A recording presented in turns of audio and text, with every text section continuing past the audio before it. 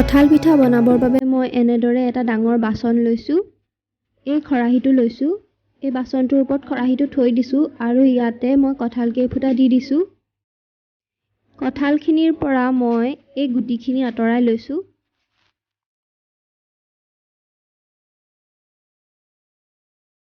মই কঁঠালৰ গোটেই গুটিখিনি উলিয়াই ল'লোঁ আৰু এয়া চাওকচোন। এতিয়া মই এই খৰাহিটোতে চালি লৈছোঁ।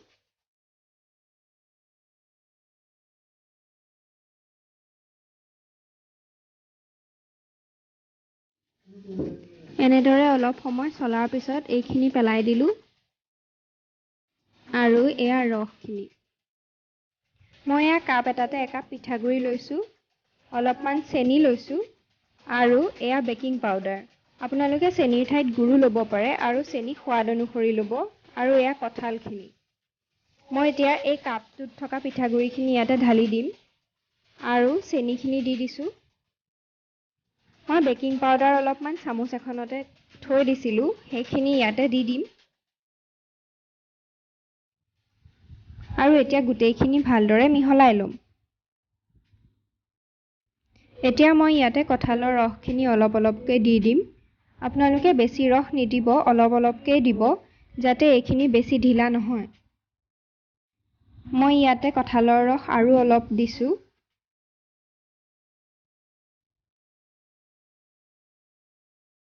এইখিনি আকৌ মই ভালদৰে সানি লৈছোঁ।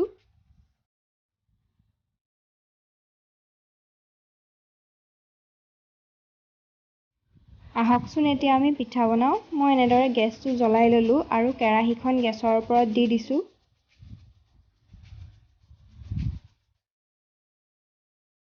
ইয়াত এতিয়া মই অলপমান ৰিফাইন দিছোঁ।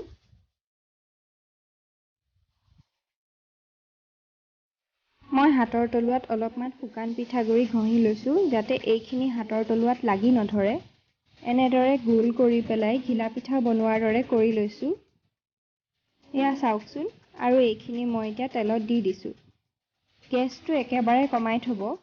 এনেদৰে মই আৰু কেইটামান পিঠা কৰি লৈছোঁ।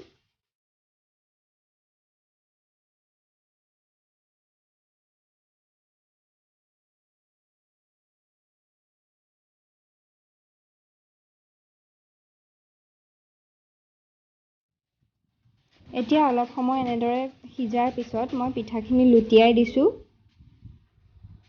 এই পিঠাটো দেখিবলৈ ঘিলা পিঠাৰ দৰে, কিন্তু বৰ সোৱাদ লগা আৰু এই পিঠাটোত কঁঠালৰ গোন্ধটো বৰ ধুনীয়াকৈ আহে।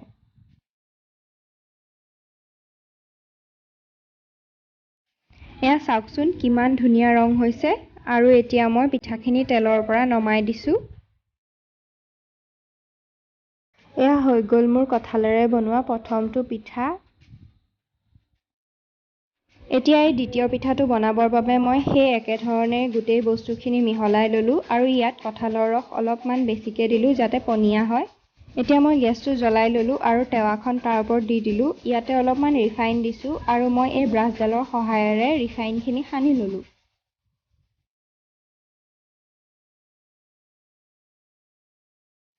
এতিয়া মই এই টেৱাখনৰ ওপৰত এই কাটি থোৱা কলপাত টুকুৰা দি দিছোঁ। আপোনালোকে কলপাত টুকুৰা ভালদৰে দিব, যাতে আমি বনাই থোৱা মিশ্ৰণখিনি কলপাতৰে বাহিৰলৈ নাহে।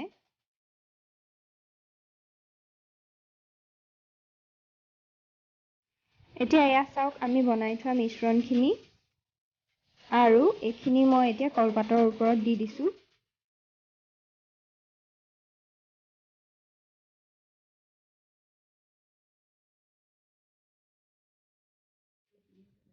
এইদৰে গোটেই মিশ্ৰণখিনি দিয়াৰ পিছত মই বহলাই দিছোঁ।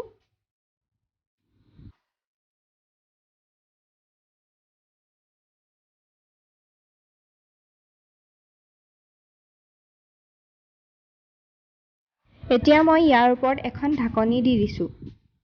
মই জুইখিনি একেবাৰে কমাই থৈছোঁ আৰু এনেদৰে 10 মিনিটমান থৈ দিব লাগিব। 10 মিনিটমান থৈ দিয়াৰ পিছত চাওকচোন, আমাৰ পিঠা ৰেডি হৈ গ'ল।